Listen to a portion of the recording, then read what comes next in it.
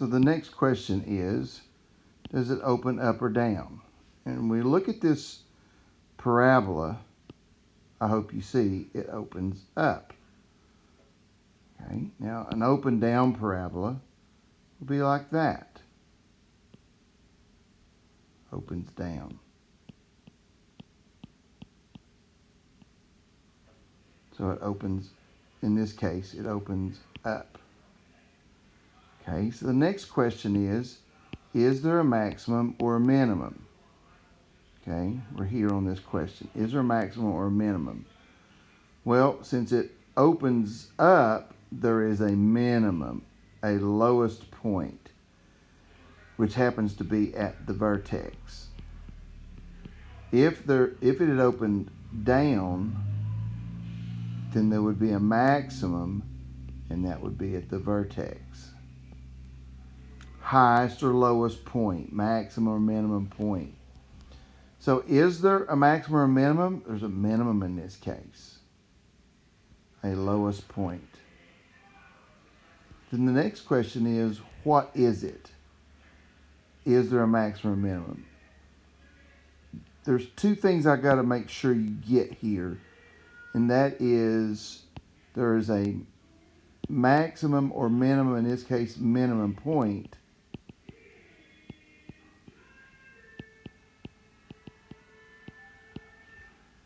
and then there's also a minimum value. And the minimum value occurs at the minimum point. So what is it? It's -9. It's -9. And you just have to find the vertex, but it's the y of the vertex. It just works that way. The final thing that we're doing here is to state the domain and the range here, the domain and range. And we tend to struggle with this just a little. Students typically do, domain and range. We have reminded you repeatedly that the domain is the x, the range is the y. The domain is this horizontal axis, and the range has to do, or is connected to the y, which is the vertical axis. So when we look at this graph, I'll go back and hit this with another color. When we look at this graph, we're asking the question, what are the values of x? What are the legal values of x? And x can be anything. It can be a positive number, as it is over here. It can be a negative number, as it is over here. It can be 0, which ends up being down here. But x can be anything. So the domain is all reals. It's the range that is limited. It is the range that has a minimum value, a lowest point in this case. So we would say something like the range is the set of all y's such that y is greater than or equal to a -9. Remember the -9. All right, now there's a couple of things I want to tidy up here for you before we go on into a next. And one of those is, we talked here about the axis of symmetry. And it's the place where we can kind of fold the graph, and this point here is going to lay on this point here, and this point here is going to lay on this point here, and all the points in between. And that's how that works. So how do we know the axis of symmetry? And the axis of symmetry is a vertical line, and it's of the form x equal some constant. And that constant is going to come from -b over 2a. Now, -b over 2a. Let's remember that this is of the form ax squared plus bx plus c equals 0. Knowing that, then a is 1, B is negative 6, right? And C is 8. Now remember, I don't need to know the C to do that, but I do need to know the B and the A. So X is negative B over 2A, taking these values and plugging it in. The opposite of B, the opposite of negative 6 is positive 6. And A is 1, so 2A is 2. So it's X equal 3, X equal 3. That's going to be the name of the axis, and that's exactly where it is. It's at X equal 3. And look at the value of X of the vertex. X is 3. And this is how we know that. Okay, the second thing I want to make sure that we get out of this is, I told you I would come back and deal with it, but the second thing I want to make sure you get is the zeros. Zeros. Zeros, x-intercepts, roots, solutions. And we can see that they occur here and here. Why? Because for every x-intercept that ever lived, the y is 0. And so that's why our zeros are 2 and 4, right? 2 and 4. And we see that in our graph. Now, in this problem, I told you these were the zeros here. But let me see if I can move that and get it out of the way.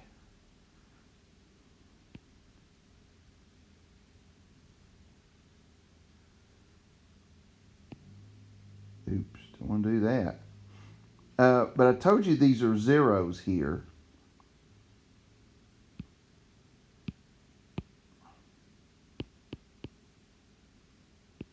And here. And I said I'd tell you how I got that, because I didn't do the table of values like I did in the previous problem. So I said I would tell you how I got that. And to be honest, how I got that was I factored this in my head and applied the zero product property. To be honest, that's what I did. And it works. Now, that only works when they're factorable. And when they're not factorable, then that creates a significantly different challenge. But I will show you a little more about that as we go along here. So let's do a problem from scratch, a clean problem, so you don't have all this writing and all this mess. The first two things say name the vertex and name the axis of symmetry. Well, let's start with the second one, which is the axis of symmetry. And the axis of symmetry is negative b over 2a. I hope you see that a is 1 and b is negative 6. So that's positive 6 over 2, which is 3. So the axis of symmetry is here at x equal 3.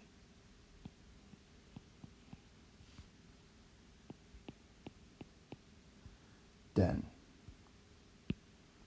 Now, let's look at the vertex. We know that the vertex is going to be somewhere, erase any of it. It's going to be somewhere on that line. We know the vertex is somewhere along that line, the x equal 3 line. And the where is 3 something. Okay? So what happens when we put 3 in here for x? That's what I'm trying to do here. That's what I'm going to do here. Well, that's 9. And that's minus 18. And that's plus 9. So where does that happen at? Right there. At 3, 0, because that's what that's equal to, 0. So when x is 3, right? When x is 3, y is 0. That gives us that point. All right? So that was really easy. That was easy. Next, they ask us for the y-intercept. Well, remember the y-intercept is this constant. It's the c. It just is. And so the y-intercept's up here at 9, right there. Because that's the y-intercept and it's over 3 from the line, then one thing we know for sure is over 3 in the other direction is a point. So that quick, right there, that quick, I just got an idea what this picture is going to look like.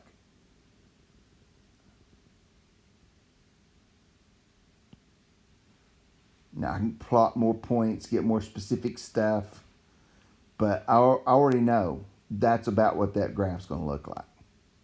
And that's what you're going to do as you're going into your pre-calculus and so on, is you're going to learn to look for these clues, these hints, these connecting pieces, so that you can look at an equation and very quickly be able to graph it without a calculator and without doing all the plotting of points that we could do. We could do it, and we do it some. Okay? So, what are the zeros? That's the next question. What are the zeros? Well, the zeros occur on the x-axis. How many places does this graph touch the x-axis? And the answer to that question is only 1. And where does that happen at? At 0. So what are the zeros? 0 is the 0. In other words, somewhere when x is 0, wait a minute. When x is 3, y is 0. We said that already. It's the vertex. And it only happens once. There was only 1 0. Here, in this problem, there were 2 zeros. In this problem, there were 2 zeros. In this problem, there's only 1 0. And the reason why, I'm just going to go ahead and tell you, the reason why there's only 1 0 is because this is a perfect square. From the previous chapter, that's a perfect square. And the cool thing is, when you have a perfect square, you only get 1 0 because the 0 is actually duplicated. The 0 was 3, but it happens twice. Because when you factor that, remember it factors as a square, so you have x minus 3 and x minus 3. And that's how you get 2 different times. All right, it says open up or down. Well, that's obvious, open up. Is there a maximum or minimum? It's definitely a minimum. There's a bottom. And what is the minimum? Well, it's 0. Because that's the value of y at the vertex. That's just how it works.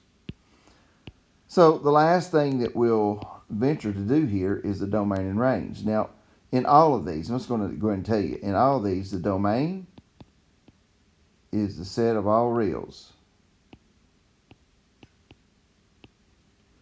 It just is. There's nothing x can't be. It can be a fraction, decimal, positive, negative, 0, doesn't matter. X can be anything.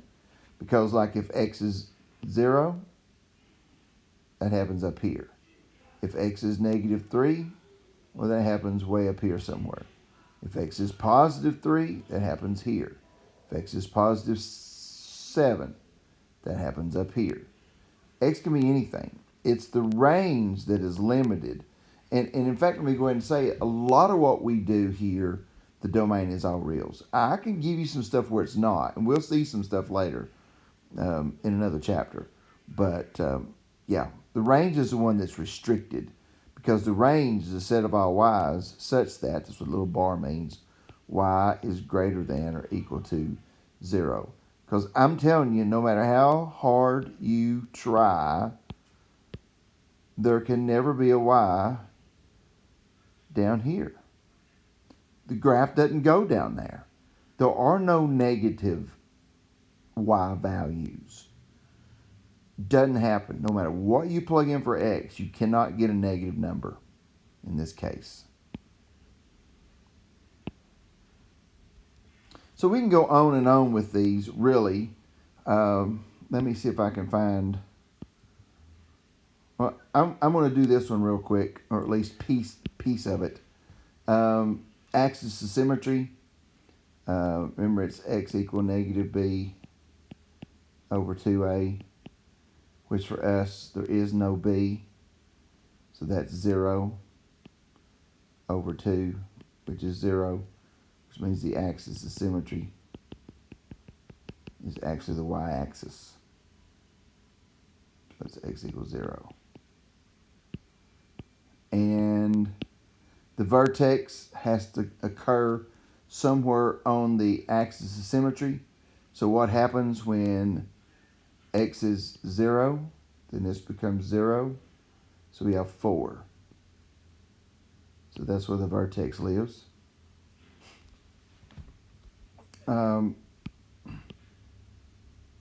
Since I'm not going to pull this out of thin air, I'm going to ask you, what happens when x is 1? Then you get 1 plus 4, which is 5. So guess where there's another point? Correct. One place to the left of the axis, because it has to fold and lay on itself. What about when x is 2? Then it's 4 plus 4, which is 8. And then there has to be a mirror point over here. And that is the graph. Now, so name the vertex was at 0, 4, right? 0, 4, the vertex. Name the y-intercept. Well, that's at 4, which happens to be the vertex from there. What are the zeros? Well, where do zeros live? On the x-axis. Does this graph touch the x-axis? The answer to that question is no. No. And because the answer is no, that means there are no real zeros. So if they aren't real, what are they? They're imaginary. We'll talk about that in Algebra 2. Is it open up or down? Well, that's an obvious up. Is a maximum or minimum point? It's an obvious minimum. What is the minimum point? How low does it go? 0. Right? That's as far down on the y-axis as we can go is 0. It's the minimum point, the minimum value. The domain, we already said the domain is all reals in all of these. And the range is all the y's such that y is greater than or equal to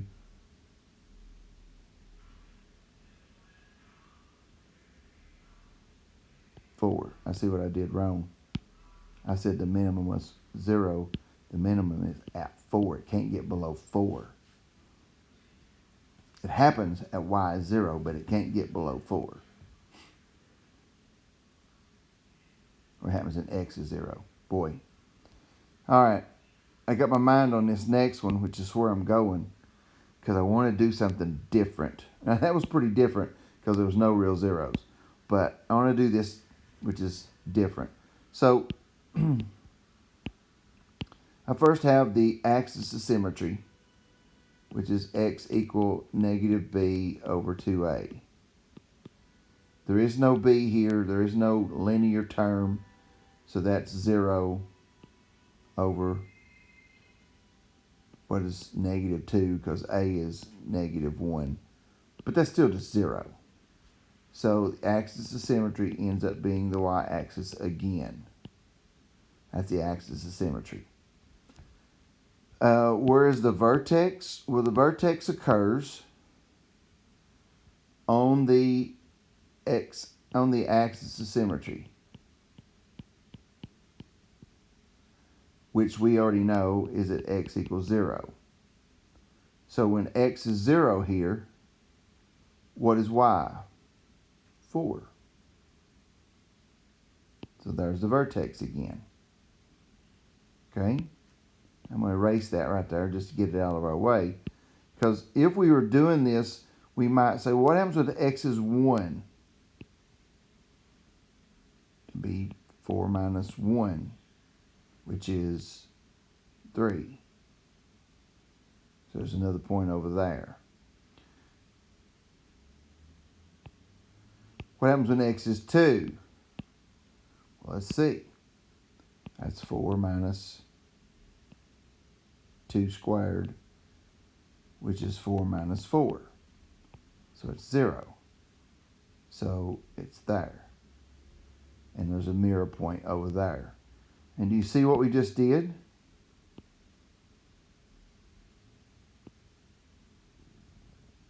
We just graphed an open and down parabola using really just plotting a couple of points, a vertex and a couple other things.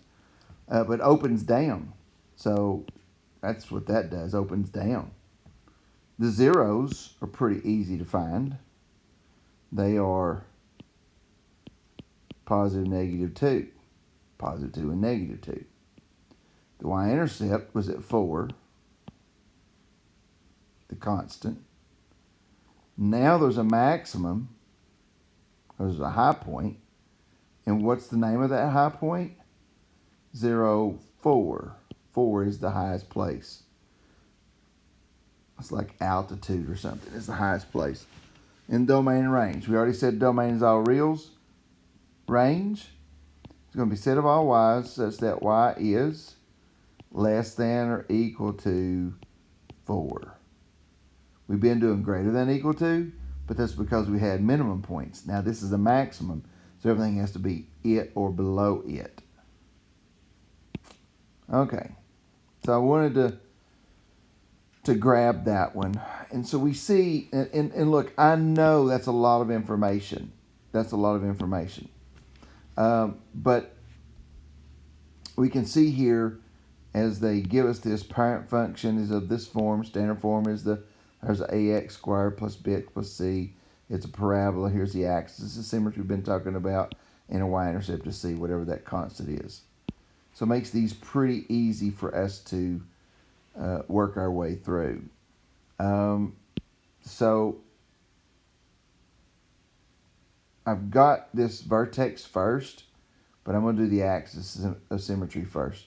So notice that A is 1, B is negative 1. For that matter, C is negative 2, which is this piece. Okay? So the axis of symmetry is negative B over 2A. Since B is a negative 1, it makes that a positive 1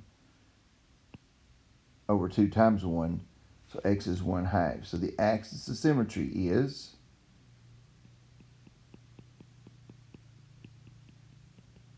and that's the first time we've had a fraction, but it happens. So where's the vertex? Well, the vertex occurs on the axis of symmetry, which is x equal 1/2. So what happens when you put 1/2 in here? You get 1/2 squared, which is 1/4. And then minus 1/2, and then minus 2. So what is that? What is 1/2 minus, or 1/4 minus 1/2 minus 2? I would just point you to the fact that that's 1/4 minus 2/4 minus 2. 1/4 minus 2/4 is 1/4 of the negative kind, minus 2/4 is a negative 2 1/4. So that's where the vertex is at. Let me change the way I'm writing that. Vertex is at 0.5 and negative 2.25. Because that's what I get up here out of that negative 1/4 minus 2, written as a fraction. Okay. So I already said what the y-intercept is. Y-intercept's at -2, right?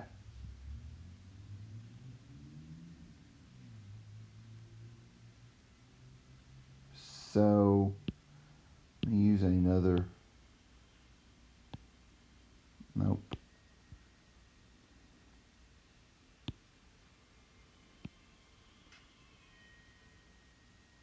So the y-intercept's here at -2, which is just a half away from the axis of symmetry. So there's one on the other side. Now ask me for the zeros, okay?